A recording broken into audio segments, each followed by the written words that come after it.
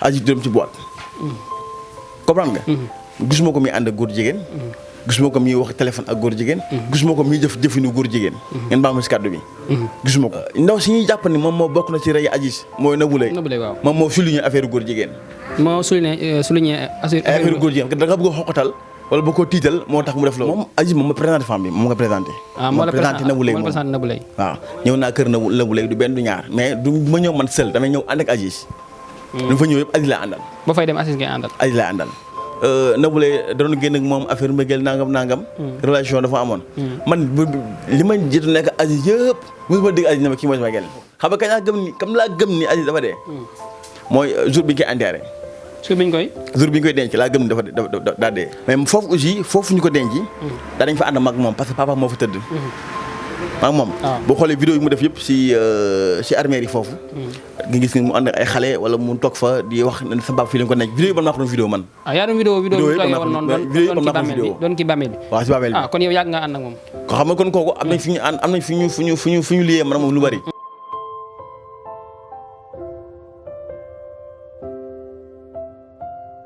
jërë ngeen jëf mbokk internet yu 5M TV Sénégal ak Info 221 ci topp ak bàyyi xel gi saa bu nekk tey ñu seet si koo xam ne xëy na bu ñu liggéey ba ci biir di ngeen xam ku mu doon xam naa lañ koy bàyyi mu nuyoo mu di Momo Signor Momo nuyu naa la. maa ngi lay nuyu bu baax a baax suma frère sama directeur. di nuyu bu baax waa 5M TV Sénégal ak waa Info 221 yi nga xam ni. actuellement jamono ji damay yéen a ko téye jamono ji nii képp ki xool information yu baax. yu leer aussi si yéen lay dem en tout cas maa ngi nuyu bu baax a baax di nuyu aussi seen mbokki internet yi ngeen xam ni saa su nekk yéen a ngi bàyyi xel ci 5M TV ak 221 info. en tout cas nuyoo baa ngi noonu xam naa bu ñuy gën a xuus. dañ gën a mën a waxtaan. ci li nga xam ne aussi moom mooy actualité yi wala bokk ci fee yi. macha allah Momo jamono ji nag ku ne xam na ne réew mi tàng na. waaye am na lu fi xewoon ci ginnaaw. loo xam ne juróon na coow lu baree bari ci réew mi. yow nga bokk si ñoo xam ne xëy na. daan ngay jege kooke nga xam ne moo di Abdoul Aziz Ba mu di Aziz Dabala. ginnaaw ba ñu ko faatee foofee nga xam ne moo di Pikine Technopole. mu nekk loo xam ne juróon na coow. yow nga nekk koo xam ne daa nga ànd ak moom. lan nga ñu ma wax ci Aziz Dabala ba relation bi nga xam ne am nga ak moom ndax. dégg nañ ci ay coow yu bari bari su ko defee ñuy seetaan mën a comprendre. ok en tout cas maa ngi lay nuyuwaat bu baax di nuyu aussi sama frère bi nga xam moom nga àndal. xam nga des fois. dara dafay am c'est-à-dire comme genre scandale yi mel nii wala dara loo xam ni. day am genre yu mel nii. mu nekk koo xam ne célébrité la. bien vrai que temps yi dégg nañu. ray bi jàppal bàyyil xaw a bari. bu ñu mujjee gisante man ak moom benn xarta bu ñuy wax Samba Nguer. parce que ñu bëri xam nañ ko moom moo fecc clip déjà moom moo Dieng ak saf na ba noppi ak Aziz Sama Nguer ñu bëri xamee nañ ko benn doomu magam la ñu faatoon si ginnaaw raay xale bu je pense que 13 ans la am 14 ans bu nga faatee nag ma ñëwoon fa doon def benn liggéey benn interview ak moom ak Samba ñu waxtaan moment boobu lañ ko gëj a gisee parce que puisque du ñu gaaw a gisee lu bari parce que day nekk ci liggéeyam des fois man aussi ma nekk sama liggéey sama nekk si émission di tourner moom aussi mu nekk si clip yeeg wala série du genre mais nag daañu toog une semaine daañu gisante parce que bi ñu gisante wul lundi ba vendredi jàpp ni weekend bi ñooy nekk mais cette fois ci li nit ñi di wax des fois dara bu naree xew des fois dafa am ñi yàlla muur seen i kanam wala boog seen i gët ba du ñu fekkee moment boobu bu ñu déggee loolu dafa ne su ma juumul dafa mel ni jeudi loolu xam nga vendredi su ma juumul moment yooyu la woon juste si semaine bi la léegi mu ni ma xam naa après dina la woo ñu am lu ñu teg man ak yow. ku la wax loolu Aziz. lu ñu teg man ak yow. moom souvent suñuy waxtaan ma ak moom bu nekkul affaire de kaf foo reetaan. affaire liggéey lay nekk. plus de koo àndal plus de 10 ans wala 15 ans. xamante ngeen. man xam nga Sénégal nag ñoo baaxoo. dara am rek kenn ku nekk bëgg spécialisé ci affaire bi ku nekk di wax. mais man lu ma la si waxul man. lu ma la si waxul. Sama Nguer waxul ko ci. à part ay frères wala ay sœurs laay ñaa waxul ko ci. kenn ko aussi day wax pour lu mu xam Aziz. mais lu leer laa lay tegal. parce que Sénégal ñoo baaxoo loolu ñoo baaxoo dara am rek kenn ku ne gën di wax. mais ñi war wax waxuñu. bien vrai que dégg nañu Sama Nguer wax na. laay ñaa ñu dégg wax bëriwul. même aussi am na keneen koo xam ni man maa toppoon ci moom mu tudd Mbaye Seck. moom aussi si manager la bokkoon waxul yaa ngi dégg. mais dafa am loo xam ne bu jotee dañ koy wax. parce que maa ngi dégg temps yi ay polémique yu bari ñu d'après affaire Aziz bi ba mu gaañoo après nangam la xam naa sax après naa la bàyyi nga ñëw ci foofu. du ñàkk. mais en tout cas loolu mën a xam ne moom nit la koo xam ne. ku gëm boppam. ku xam moom mooy kan la. ku fonk ay njabootam ak yaayam.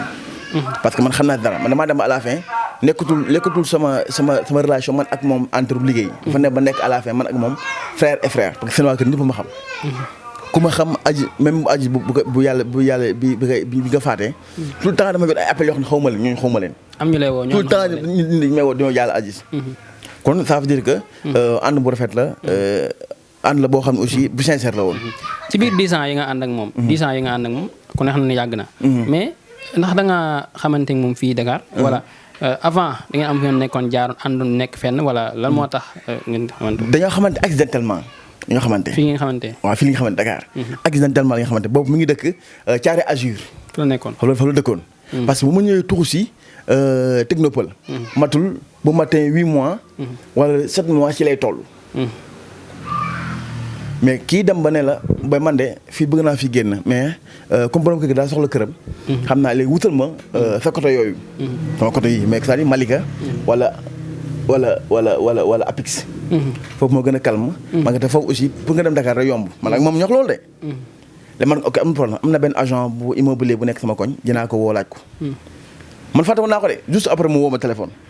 artiste day dem ba nekk affaire frère. ñu nekk ci di doxal tout récemment sax balaa ñu gën a sori même clip bu Pape Diouf bu mujjee fekk nii. samay seytaane. dafa bu mu ñëw pourtant boo xoolee ten yooyu kii sol Aziz Dabala. ak xale yooyu ten yi ñuy sol nii. ten yi ñuy sol lépp man maa ko jëndi woon man.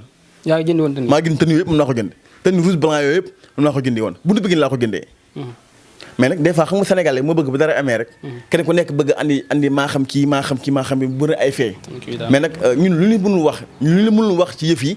amul mais nag bien vrai que bi affaire bi di am li nga xam ne aussi moom mooy Fatou Bakar Aziz bi muy am yëguma parce que moment boobu man waroon naa fa ñëw mais pas ci week-end bi mais dans la semaine laa fa waroon ñëw man pour gisante ak moom parce que il paraît que dafa doon wax ni da doon tourner clip ak Demba Guissé si loolu la ma doon doyee xam naa ne sûrement parce que nee na ma am na lu muy tourner ak Demba Guissé ba pare xam naa sûrement loolu parce que moom bu tourné dara ba pare dafa mu woo ma sonn jotuma bu tourné dara ba pare damay ñëw mu tegal ma compte rendu yëpp ñu xamul ne des fois dañuy yaakaar mën naa mën a jëram bien vrai que am na lieu yoo xam ne bi ñuy dem ak moom damay nekk comme sous forme de manager c'est vrai parce que des fois Mbaye Seck du fi nekk lu bari comprendre nga. mais nag Sénégal moo mel noonu Cheikhouna. moo tax des fois. bien vrai que métti na nag mais. dañuy muñ. parce que mënuñu si dara. ginnaaw bi ñu faatee Abdoul Aziz Ba. Abdoul Aziz Dabala ñu dégg ay coow yu bëree bëri.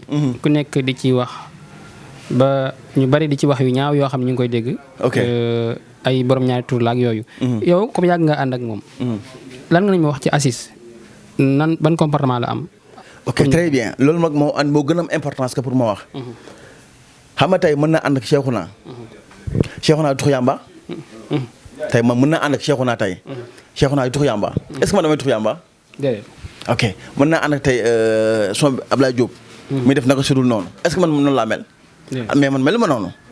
est-ce que comprendre nga. léegi pour année que moom même fekkee dafa am ay xarit yoo xam ne. que soit ngeen baal ma ci kàddu gi. ay góor jigéen lañu wala du genre nanga man xamee ma ko ak ñooñu. parce que man mën naa ànd ak yow. mais yow ki nga àndal man xaw ma ko. mën naa yàgg ak yow mën naa fréquenter ak yow lu nekk mën nañu ko sekk man ak yow. mais yow ki nga àndal yow après man xaw ma ko. est-ce que comprendre nga. man gisuma benn yoon daf fréquenter ak góor jigéen waruma loolu. Aziz man naturellement dama naan ko sax yow est-ce que yow artiste nga yow. Aziz boîte yu bëri xamu ko bu tar ba jéewul rarement temps yi passé après son Pape Diouf seytaane la dem baali Pape Diouf benn jour. man la ba sonn pour ñu dem mais man maa demul. à part tarba bu jéewul. Aziz du dem ci boîte. comprendre nga. gisuma ko muy ànd ak góor jigéen. gisuma ko muy wax téléphone ak góor jigéen. gisuma ko muy jëfinu góor jigéen. ngeen baal ma si kàddu bi. gisuma ko kon kooku mënu ma ko juger xam nga la sax moo góor jigéen. ndaw si ñuy jàpp ni moom moo bokk na ci rey Aziz mooy Nabou Leye. waaw moom moo souligné affaire góor jigéen. moo souligné affaire góor jigéen da nga bëgg a xoqatal wala ba ko tiital moo tax mu def loolu. ci Adji Sarr ci kii ci ko si waaw si Adji Dabala. mais moom suñu affaire boobu mais dee na lu yàgg kenn waxu affaire góor jigéen mais pour que moom bu ñu ko entendre dafa wax ay affaire góor jigéen nangam dama bëgg mu bàyyi góor jigéen moo tax mu def loolu. kon Nabou Leye moo wax ay góor jigéen daal. foofu la wax ji commencé foofu la wax ci génnee kon ça veut dire kon xam nga loolu lépp ay ñàkk lay la wut prétexte la wut prétexte prétexte boo ko amee nga xam ne prétexte boo ko amee mën na laa génne fi nga ne lu ne ngay wax pour jëm a génn si loolu mais kenn xameewul Aziz kenn xameewu ko affaire yu góor jigéen mosoo gis mu koy doxee mu koy waxee mu koy jëfee kon kooku mën nga waxee góor jigéen Sénégalais nañ bàyyi lu ñuy def nañ bàyyi yàq deru nit ki xamoo ko loolu si métier yow doo dox ba day rek Aziz boo fi nga woowul dafa dem événement bu amee. est-ce que jàpp ne maanaam ni muy solo ak ni muy manière yi muy def des fois xam nga nit ki des fois. waaw dañ lay siisi ci ni nga mel comportement bi nga am. waaw est-ce que nekkul loolu moo tax gars yi jàpp ko. mais attends mais dafa am tenue sur scène. dafa am tenue sur scène nit foo nga bu nekkee si milieu artistique ak noo mën a nekk. foo nga am ñaari casquette. tey moment bi nga gis tey mu toog di wax ak yow. ak moment bi nga xam tey dafa war a nekk sur scène. mais bokkuñu. ok yëre yi may sol suma kër wala yëre yi may ànd demee géej dama ko sol sur scène. c'est-à-dire nit ki foo mu am ñaari casquette pour mën a vie. kon daal yow ni ngay wane après ak li am kii bokkul. très bien mais tenue yooyu nga gis mu Aziz sol noonu. mais tenue yooyu pour jigéenewul pour exactement moo fi xew. ba laat lay nekk. wala suñu bu classique. à part ça amatu leneen. bu fekkee wàllum lecture la wala wàllum ay tax bopp. lépp ñëpp loolu nga xamee. des fois dañuy gis ay vidéo yoo xam ne passé woon na. ba muy dund mais dañuy dugg ci commentaire dañuy gis ay commentaires yoo xam ne daal. dañ koy ŋàññi jëm ci côté boobu noonu. waaw xam nga sénégalais. ku nekk am nga sa opinion. ku nekk aussi am nga droit waxee ñu la neexee wax nga sentir ñu la neexee. xam nga loolu du ñàkk. mais c'est-à-dire sénégalais moom moo am habitude boobu. dara mën na xew ba jàll. tey am na ñu bëri ñoo xam ne dañuy nekk si réseaux sociaux bi. def benn affaire boo xam ne c'est-à-dire ñu di gën a xool kii góor jigéen la wala kii dafa niroo jigéen. loolu ça n'a rien à voir ak nit ki. mais le plus important xam nga mooy lan mooy nit ki xam yàlla xam nit ki xam. le reste c'est pas important mais nit ñi boo naree déglu si ñoom pour nga mën a def wala pour nga mën a changer non fii ba suur doo fi jóge doo fi changer mais loolu ay waxu yàqu donc la kenn ku nekk am nga point de vue kenn ku nekk aussi am nga xalaatee ñu la neexee nga am choix bu la neex mais le plus important mooy ñi la xam ñi la jege xam nañu yàlla xam na le reste c'est pas important kon daal yow depuis ba nga daree ànd ak moom mosoo gis ci lenn loo xam ne ci moom luy niru mbir moom la non gisuma ko kon ñi nga xam dañuy wax daal la ñuy wax kon. non dañuy wax rek mais pourquoi pas bu muy dund waxuñu ko exactement góor jigéen la. am na ñu ko doon melal de. am ñu ko doon melal de. mais am ñu si preuve. parce que des fois ñoom nit ki Sénégal ñuy xool nit ki mooy comportement bi ni mel. waaw loolu la ñuy xool parce que Aziz naan comportement moo tax gars yi jàppee ko loolu. waaw xam sànq nee naa am na lu sànq mu la wax sànq. nee naa nit bu nekk si milieu showbiz wala boog fa mun a nekk di liggéey. foog nga am ñaari casquette. tenue yooyu muy sol non loolu tenue sur scène la. pour liggéey bi la loolu. mais y en a beaucoup. xoolal par exemple ay kii ngay gis ay par exemple ay Sidi Diop. wala par exemple ay Wally Seck bi ngay gis. mais bu la fekkee sur scène mais gis nga nu ñuy soloo. te bu la fekkee hors seen kër gis nga nu ñuy soloo ñoom. mais c'est différent. cerax la ñuy def seen tubéy blouson bu simple. après c'est mais moom il vit comme ça.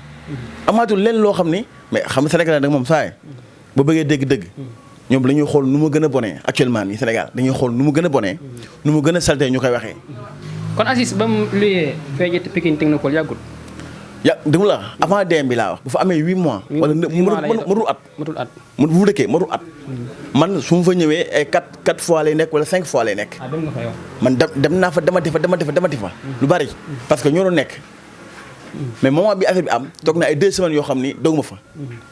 parce que puisque sama liggéey dafa xawoon bari par weekend la ñu doon gisante samedi wala dimanche wala vendredi doog ma fa mais après par la juste si semaine boobu sànq maa ngi doon wax semaine boobu maa ngi ko waroon woo si mercredi bi maa ngi ko waroon woo man dama yeewu dama tëdd ay 3 heures 4 heures du matin ma gis appel yu bëri sama téléphone yu bëri léegi comme que man su ma xëyee damay teel a génn sama gàlle presque ay 6 heures 7 heures génn naa ba ay 9 heures nit ma woo téléphone mais comme que damay def émission matinale léegi xamul lu xew xamul lu ñu ma woowee quoi en fait ma gis publication yi ma ne mais attends ñii dañoo juum wala qu'est-ce qui se passe man j'ai obligé ma woo benn xaritam Samba Nguer jotuma ko ma woo sëram Aïda Ba jotuma ko ma woo Modou Ba jotuma ko te Aziz man musuma ko woo téléphone mu sonné musuma ko woo téléphone mu sonné ba dagg musul am dinaa ñu nekk yëpp 10 ans wala 11 ans yëpp musuma ko woo téléphone sonewul te même bu sonné ba dagg Aziz mu ngi mën a woo mu sonné ba dagg même bu nekk ay bu jógee soirée 5 heures du matin ñëw 6 heures su mu nga woowee téléphone day wuyu 6 heures laa su mu nga woowee téléphone day wuyu xam nga kon koo am na fu mu la teg mais man cette fois ci dafa ko woo ba sonn demul jàllul ma ne Aziz bu du fay téléphone am bu jógee soirée ba ñëw sax du fay téléphone am léegi pourquoi moom ma xëy woo mënu ma ko jot léegi ma gis publication bi mais amatul ma leer de moom boobu comme maa ngi woon Dakar mënu ma woon ñëw automatiquement ginnaaw raay ma woo Laay Ñaan moom frère am ñoo ànd temps xale moom woykat la ma woo ko man ko mais Laay Ñaan lu may dégg nii dëgg la wala dëgg mu effectivement dëgg la maa ngi nii dalal jàmm suñu émission matinale bi sax da doon durer presque 3 heures de temps wala 2 heures de temps loolu dama ko dagg ma bàyyi gel bi continuer émission bi man ma ñëw directement dalal jàmm ma ñëw ba rek dalal jàmm ñu ne ma ñu ngi si kër ga ma dem si kër ga man ba léegi gëwma Aziz dee na de ba léegi gëwma loolu maa ngi ànd ak maa ngi gars yi di jooyee nangam na may gëwma xam nga kañ laa gëm ni comme laa gëm ni Aziz dafa dee mooy jour bi ñu koy enterré jour bi ñu koy denc laa gëm ni dafa dee jour bi ñu koy denc waaw jour bi ñu koy denc laa gëm ni Aziz dañ ko faat mais foofu ñu ko denc dañ fa ànd mag moom parce que papa moo fa tëdd maag moom boo xoolee vidéo yi mu def yëpp si armée yi foofu nga gis ni mu ànd ak ay xale wala mu toog fa di wax ne sa baab fii lañ ko nekk vidéo yi man maa ko doon vidéo man yaa doon vidéo bi doon ki bàmmeel bi waaw si bàmmeel bi kon yow yàgg nga ànd ak moom ko xam nga kon kooku am nañ fu ñu liyee man moom lu bari vidéo yi nga gis noonu yëpp mu ànd ak xale yi nekk si bàmmeel bi nii defar papa ji yaa ngi maa ko doon vidéo kon ça veut dire kon am na lu ñu liyee man ak moom mais Sénégal nag mu am habitude dara xew gaa yi wax ku nekk di andi sa point de vue di andi ku nekk di wax kii naan nangam mais nag xaw ma nag ku rey kii rey yàlla moo xam mais bu fekkee femme bi ci la bokk laa wax femme bi Nabou Leye waaw est-ce que jàpp nga ne ci la bokk tamit est-ce que jàpp nga ne ci la bokk parce que puisque man moom Aziz moom ma présenté femme bi moom nga présenté moo la présenté Nabou Leye waaw ñëw naa kër Nabou Leye du benn du ñaar mais du ma ñëw man seul damay ñëw ànd ak Aziz lu fa ñëw yëpp Aziz laa àndal ba fay dem Aziz ngay àndal Aziz laa àndal parce que man du ma fréquenté fecckat man wax ma du ma fréquenté mais c'est-à-dire amuñu lien man ak ñoom à part Aziz wala ma ko jël benn kii daal waaw très bien mën nañu xamante ni ñu duggoon téléphone amul problème mais fréquenté laa wax mooy di dem ak moom dëkk ak moom ñuy demante waaw à part Aziz Dabala wala moo ko fay mi Pape Diouf wala Samba Nguer ñooñu laa ëpp ñu may fréquenté mais du ma fréquenté fecckat yi lu ma fa ñëw yëpp Aziz laa àndal bu ma fa jógee damay dem ak moom mais xam naa ni moo ma gën a fréquenté Aziz par rapport mais xam naa man li ma xam ci moom peut être xamu ko ci Aziz nee nañ dañoo lié ak affaire mbëggeel dañoo demoonte woon moom Aziz dañoo bëggante woon d'après lu ñuy wax ci information yi mais man gisuma woon relation amoon na fa man gisuma woon loolu xam nga affaire bu mu amee maam Sénégal xam nga des fois dañuy gis nit ki di ànd ak moom waaw image yi ak ni muy photo ak moom ak ni muy ànd ak moom ñu jàpp ne xëy na góor ak jigéen xaritoo te lu ñu mës a ànd lu gën a garaaw xam mooy lan xam ñuy waxee bu ñu waxee ni Aziz Nabou Leye da doon génn ak moom affaire mbëggeel nangam relation dafa amoon man li ma jot nekk Aziz yëpp mosuma dégg Aziz ne ma kii mooy sama gel musu am musu la ko présenté musu moo dégg loolu xam saa nga wax naa sa mbir wax nee naa la mën naa ànd ak yow ñu sekk lu nekk man ak yow mais li may ànd ak yow ki ngay àndal xamuma ko xam nga wax naa ko sànq moo tax des fois am na yoo xam ne bu nit di wax foog mu maîtriser lu muy wax man li ma ci wax nii même boo ma woon cours de la sax ma waxaat li ma wax nii du ñàkk xaw ma ku rey nag mais comme que moom la ñuy soupçonné ba ñu jàpp ko ne xam nga ay actuellement dañu ko arrêté et pour man maa ngi ànd Aziz chaque jour guddeeg ba ci suba ngoon mais pour kenn jàpp ma Samba Nguer ñu ànd ak moom guddeeg ba ci suba ngoon et pour kenn jàpp ko is nekk li mu gën a siiw gaa yi nga ko ràññee rek moo tax gaa yi non xoolee ak aussi ba dee bi amee ci changé mu dem waaw ci changé taxaw fa avant dee bi mi ngi fa woon xam nga ni avant dee bi mi ngi fa woon après dee bi mi ngi fa woon juste bi dee bi amee c'est-à-dire man sama xel xam la mënul nangu sama xel man ci affaire yi xam la mënul nangu mooy may ñëw chaque jour kay Nabou chaque jour ma fay ñëw su ma ñëw kay Nabou du ma tàggu Jumel du ma tàggu Ablaye Diop du ma tàggu kenn un jour jot rek ma woo rakku Nabou man ko Nabou ma woo rakku Abdou Nabou man ko booy man de booba tey maa ngi dem kër Nabou te musuma tàggu sama kër man ko maa ngi dem kër Nabou mais dem naa ba foofu maa ngi fëgg buntu bi mais kenn ubbiwul est-ce que doo ñëw daaju buntu bi mais nit ñi du ñu ay dof quand même waxuma woo rek de dama ne sama xel mënul nangu loolu laa wax mënul nangu loolu nag est-ce que doo ñëw daaju buntu bi nga xaar ki jógee Kër Massar ñëw ba ñëw ñu daji buntu bi en fait que yow ñu guddi googu noonu ñu ñëw di la laaj nga ne ok voilà dee li nga après xanaa warul dee comme ni mu waxee ba pare d'après ñi moom mu ngi woon si alentour boobu noonu ba tax loolu tax ñu jàpp ko parce que bu fekkoon néew fa woon mais Aziz ñu àndal bëri na ñu fréquenté bëri na la ma moom la ma ñooñu seetuñu si et pourtant que mu ne dara boo ci bokkul. duñ la ci dara boo ci bokkul. duñ la ci woo. ok parce que da cee bokk mais nag circuler ba ñu ray ko wala ñu ñàkk koo rey. wala si la bokk wala bokk ci en tout cas leen xam naa ko. kii ñëw di ko rey moom kii ñëw di ko rey. soit day fanaan ci biir. fanaan ci biir appartement bi. Aziz man xam naa ci moom xam nga sànq wax naa la plus de 10 ans. bu mu nekkee rek Thiaroye Azur. foofu moo gën a am sécurité par rapport que fii. foofu moo gën a am sécurité gardien bu nekkoon suuf moo gën a am sécurité. fii amul gardien suuf. am na caméra amul caméra peut-être wóoruma. bu mu nekkee foofu Aziz inconnu boo ñëwoon tey di fa këram. di ko fëgg. mun la kookal la. nga ne ko man la Cheikhouna bu la xamul daal la koy seet. xam nga kon ko am na sécurité. tey man su ma fa ñëw ak li ma yàgg moom su ma fa ñëw. su ma ñëwee ba si biir kër gi damay woote man damay woote. booy foo nekk mënu ma baa ngi nii mu sëb si balcon sànni ma caabi ji. kon inconnu mënu ñëw fa gër rey ko. waaw. xam nga xel nangul loolu. ok ñi fa nekk dañ fay nekk wala am ko yor caabi ji. li nga ci wax ñi daanaka ñu bëri xamuñu ko parce que jàpp nit ñi jàpp ndaam ko fa ñëw ray ko. non nekkul n'importe qui ñoo ñëw rek fëgg ay kooku ay dabala waaw mu ubbi non amul. loolu koo wax waxu dëgg. waxu dëgg. ñi wax ne Nabou dafa yoroon na caabi appartement bi. du ma ko mim man du ma mim loolu. yoroon na caabi. waaw yoroon na caabi. du ma ko mim. moom comme nekku fa nu muy yoree caabi comme nekku fa ak Aziz. mais puisque moom Aziz ñoo bokk métier bi ñuy def. waaw gis nañ ko tout récemment avant boobu. kii bi moom ak Tarba Mbaye.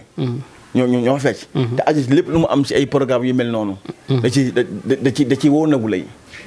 xam nga moom soxorul. mais il est comme ça. Aziz moom soxorul. da ci woo Nabou Leye. mais ki lay defal loolu lépp c'est-à-dire yow boo fekkee fu ngeen yow da nga war a jaay sa bakkan. et pour que Nabou Leye am na oto. am na oto te Aziz am oto. Aziz amul oto. ok xam nga kon soxorul ko. mais c'est-à-dire dafa am loo xam nit moo soxor. tey xaw ma de. mi ngi fële mu ngi ci kafe ba. maa ngi fi toog man xam naa ni tey bu génnaatee xaw ma. mais dootu fi jar dara. dootu fi jar dara. non du fi jar dara. bu fekkee ci la fay jar. bu fekkee ci la bokk. bu bokkul du ko téye.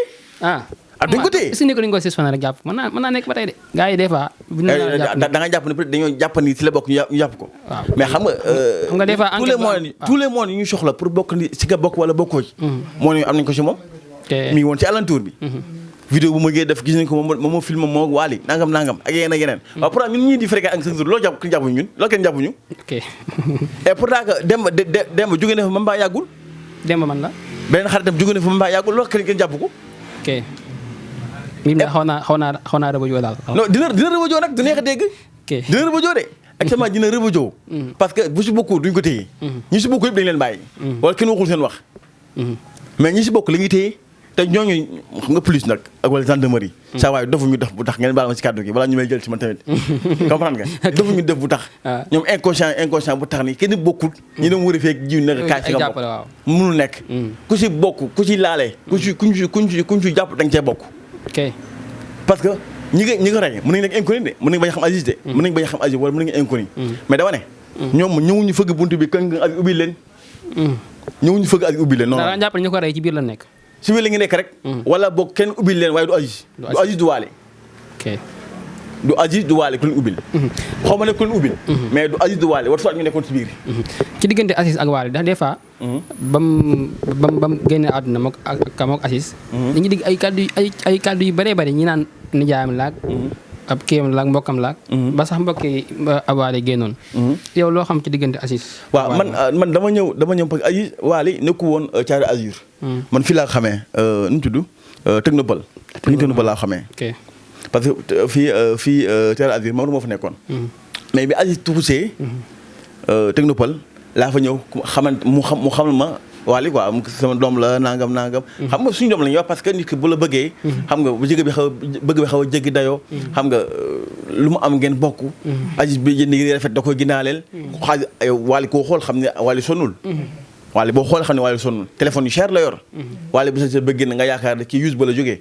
xam nga kon sonnul. c'est-à-dire fa la xamee ñu xam ne man ak moom ak Wally ñu xamante.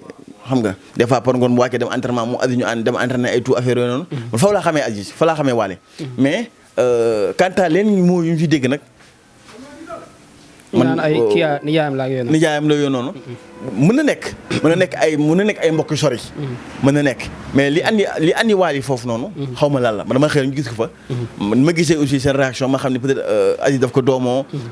Wally aussi daf ko mag. ñu nekk ay xarit xam nga di partager seen lépp.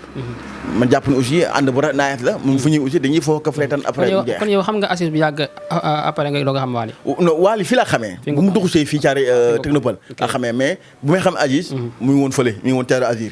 mais Wally fii laa xamee man. fii. Aziz bi ñu ko reyee après bu ñu toogee ay quelques fan. am na ñu dem ci bàmmeelam di ko sulli. waaw loolu aussi dégg naa ko. dégg naa ni dafa am ñu fa demoon. pour bu ko sulli pour ne ko moom góor jigéen la ak. waruñu koo sul fii nangam. sànq ñëwoon naa ay sànq nee naa la. avant muy dund. bu muy dund. gis nañu si moom lenn ay góor jigéen. kon li tax sax ñu ñëwaat affaire góor jigéen di mooy. fi bàmmeel bi mu dem. waaw pour bu ko sulli. waaw. xam nga moom avant bu ma affaire góor jigéen su ko andiwaat sax mooy. d'après li kii waxoon ni Nabou Leye waxoon ni. comme góor jigéen la ko doon xoqatal pour mu bàyyi góor jigéen yi mu ànd ak nangam. loolu moo waral gars yi dem fa pour bëgg ko sulli mais dama ko dégg par rumeur gisuma ko. mais effectivement dégg naa ni. effectivement ñu demoon di ko sulli ba yoon demoon na sax pour wax gardien cimetière yi. na si gën a prudent. pour gën see bàyyi xel. loolu aussi information boobu laa si am. mais en tout cas li la mën a xam mooy. du góor jigéen. ànd ak góor jigéen. gisuma fréquente ak góor ñi xanaa koy fréquente saa waay 10 ans wala 11 ans wala de plus. lu mu nekk war nga koo xam. jikko moom. boo duggee ci kër rek du xaar la boo fa yàggee mu fekk ci la. jikko borom pax. jikko borom pax. gisuma lenn loo xam ni loolu ci moom. bu ko meloon aussi man dama koy wax. man lu ma ragal wax toog fii di jooy. bu ko meloon dama koy wax mais melul noonu. mais Sénégal nag yàq lañ mën yàqal leen gënal. en tout cas waaw. jamono ji kon dégg ngeen kàddu yi nga xam ne yëkkati na ko waaye moom du ñu jeexal. te laajuñ la ci li nga xam ne jamono ji moo di tolluwaay réew mi ndax jamono ji ray yi bëri na ak agression yi. yow nga nekk fii yàgg fi lool. xam ki nga xam ne moo di Aziz Dabala bi ñu ko reyee. yow li nga ci xam ni gars yi xamuñu ko ci. li nga ci wax ni gars yi xamuñu ko ci. ban message ngay lancé président bi ñi nga xam ne jamono ji noo fi nekk. ok merci beaucoup ci question boobu c'est important parce que boo xoolee sax avant que moom am na aussi moom le message bu mu lancé woon moom Aziz. mooy ba ñuy rey magu doomu Samba Nguer bi. ñëw na ba wax. message boobu la mujjee wax ci micro. boobu man maa ko filmé woon. mooy bi mu waxaan ku rey ñu rey ko. très bien. boobu ñu fa nekkoon ak waa Dakar Buzz ñu fa nekkoon na wax. message bu la mujjee wax. en tout cas lu may lancé mooy actuellement rey yi bëri na. agression bëri na. y a l'insécurité totale. kenn ku nekk échange bi mën nga yaay gàddu sa bopp. parce que dëkk ba kenn xamul lu mu mel. si que ma la xandoo. comprendre nga. en tout cas ñu ngi lancer message nii. ñi nga xam ne aussi ñooy suñuy njiit. ñi nga xam ne aussi ñooy yor sécurité bi. nañu bàyyi xel bu baax a baax ci nit ñi. gars yi xam nañ fi gars yi nekk quoi. gars yi xam nañ fi gars yi nekk. waaw xam nañ fi gars yi nekk quoi. nañ dem directement droit au but si gars yi. comprendre nga mais. dafa xaw am na yoo xam ne lépp kenn mënu koo wax. comprendre nga. mais en tout cas nañu bàyyi xel bu baax a baax fii kenn ñemeetu dëkk sax yow kenn ñemeetu ko. kenn ñemeetul sax ànd wala boog am noo comportement wala am noo solo diggante mais demi. amatoo fit boobu.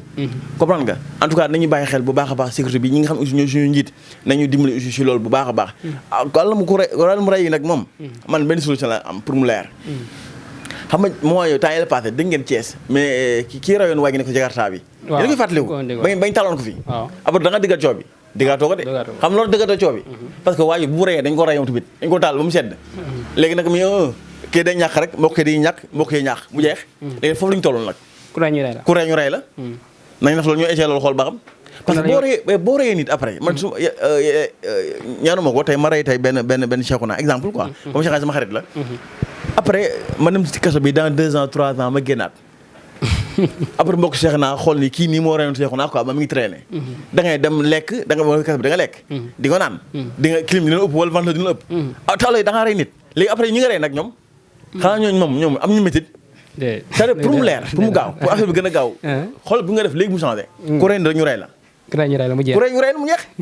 man noonu la gisee man. des fois nag nit ñi bu tàng-tàng amee dañuy wax loolu. bu paree génnaan nañ ci. mais yow xam nga li ci Bakkan dafa fort. waaw loolu yàlla wax na bien vrai que dafa métti tàng nit dina mer wax lu mu war a wax mais yow même boo toogee sa néeg sax nga toog conscient tranquillement nga xalaat xam nga ne loolu moo war a am parce que nit ki mu rey nit sa waay jaar fii nag après di yëkkati mag ñu naan voilà kii moo reyoon diw ngay gën a xoogaleeku mais ça loolu de raison dañu lay rey comme moom comme li la waxoon sànq rek problème bi amul fee Thiès gars yi foofu kenn duggatu ko moom loolu moom dañ koy waxaat mais kenn duggatu ko parce que la dafa rey nit gars yi jóg tànk bu mu jeex nga bu nga defee noonu nga xool la dina am dañ toog fekk 2 ans wala 3 ans kuréel di ñu rey la nga xool doo ko déggati parce que xam nga ne boo rey nit bi la gars yi jàppee dañ la rey man loolu laa jàpp sa kàddu gu mujj.